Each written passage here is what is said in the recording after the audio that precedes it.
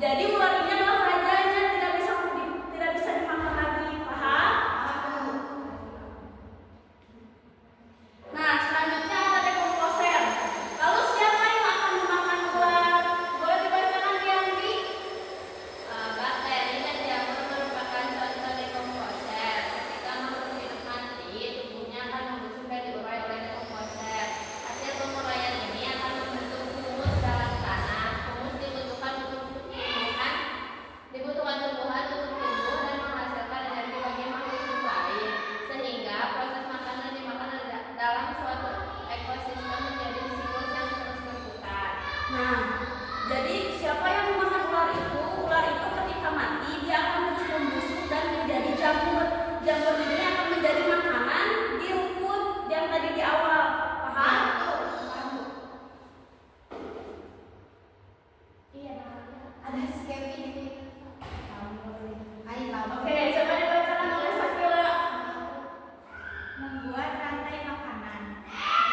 Apa peran hewan omnivora pada rantai makanan? Karena mereka bisa memakan tumbuhan dan hewan. Hewan omnivora bisa menjadi konsumen 1, 2, atau bahkan 3. Contohnya monyet yang bisa memakan serangga dan buah. Cobalah kalian membuat rantai makanan dari gambar di bawah ini. Coba ada yang bisa nggak? Itu aku bisa. Apa? Coba Kevin. Pertama itu ibu kan ke daun ya. Daun itu dimakannya sama ular. Nah ular itu teh dimakannya lah sama si monyet ini. Iya betul. Aku tahu. Jadi konsumen ikan satunya tuh ular kepada daun, konsumen ikan duanya. Iya benar. Konsumen ikan duanya tuh monyet kepada ular. Iya. Tadi juga di sini omnivora itu hewan apa? Pemakan tumbuhan dan hewan. Jadi si monyet ini bisa makan ular ini dan bisa makan Bisa. pisang, betul. Sama tumbuhan bisa dimakan. Bisa. Nah, ini ada contoh rantai makanan pendek. Tanaman yang sudah mati atau busuk merupakan sumber makanan bagi cacing tanah.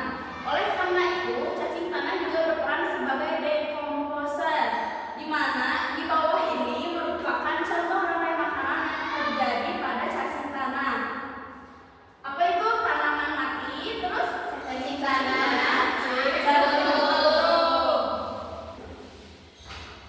Nah, ini ada contoh dari makanan. Produsen ini yang mana tadi? Di gambar ini? Bunga. Atau produsennya sebagai tumbuhan. Yang konsumen 1 Bisa semua. bisa semua. Oh, maksudnya kok ada bunganya ya? Ya, bisa bisa bunga. Terus yang keduanya ada laba-laba. Jadi bang. Itu tuh laba-laba itu bisa jadi konsumen lagi juga ya? Betul. Jadi yang atas itu adalah ekosistem rantai makanan yang singkat yang tadi dijelaskan. Ya, betul. Nah, kalau yang bawah itu kan ekosistem yang agak panjang. Oke, selesai untuk itu. Sekarang kita nonton video mengenai ekosistem.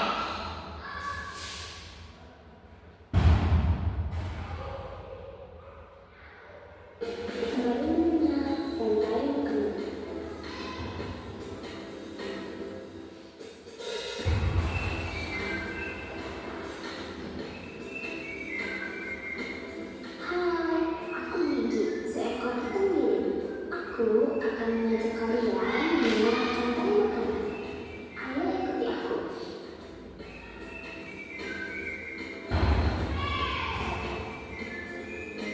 Tahukah kalian dalam hidup seperti hewan, tumbuhan, dan manusia harus mengalami peristiwa makan dan memakan antar sehari hidup untuk memenuhi kebutuhan energi mereka.